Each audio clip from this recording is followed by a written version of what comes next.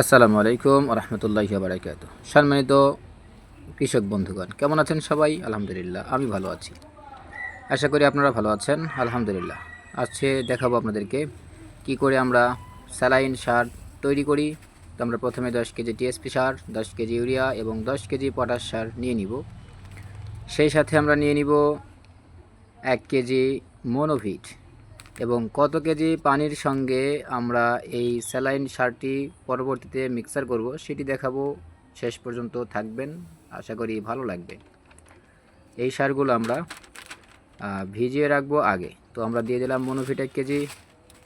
এরপরে আমরা দেব 2 KG magnesium. আমি দিচ্ছি মিমপেক্সের ম্যাগমিল।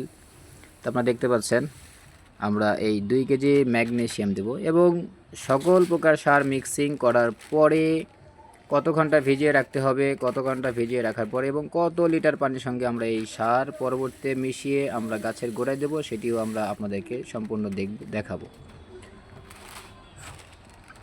তো 2 কেজি ম্যাগনেসিয়ামের সাথে আমরা আবারও দিচ্ছি 1 কেজি জিঙ্ক।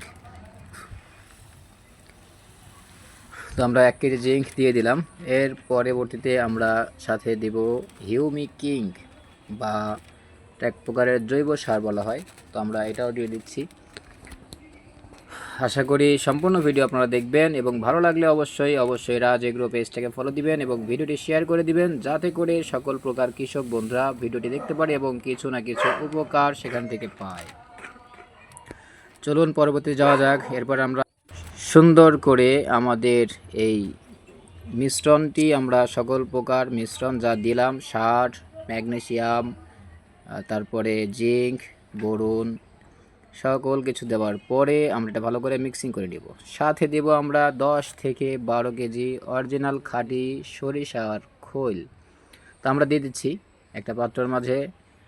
আমরা এখানে 10 থেকে 12 কেজি খোল নিব। তারপরে ভিজিয়ে রাখবো সর্বনিম্ন 48 থেকে 72 ঘন্টা। চলুন তারপরে আমরা এই সকল প্রকার দ্রবণ, ভিজিয়ে রাখা সকল প্রকার সার আমরা 400 থেকে 450 লিটার পানির সঙ্গে সুন্দর করে মিশাবো। 400 থেকে 450 লিটার পানির সঙ্গে আমরা যেই দ্রবণগুলো, সারগুলো ভিজিয়ে রেখেছিলাম, সেই সারগুলো আমরা মিশাবো। মিশানোর পরে প্রতিটি গাছের গোড়ায় গোড়ায় 250 থেকে 300 মিলি করে আমরা সার দিয়ে দেব। তো এটা আমাদের প্রজেক্ট। এখানে আছে আমাদের ধুন্দুল, আছে করলা, সাথে লাগিয়েছি শশা এবং দেখাই আমরা আসমানের কি সুন্দর অপরূপ একটা দৃশ্য। মাশাআল্লাহ, আলহামদুলিল্লাহ।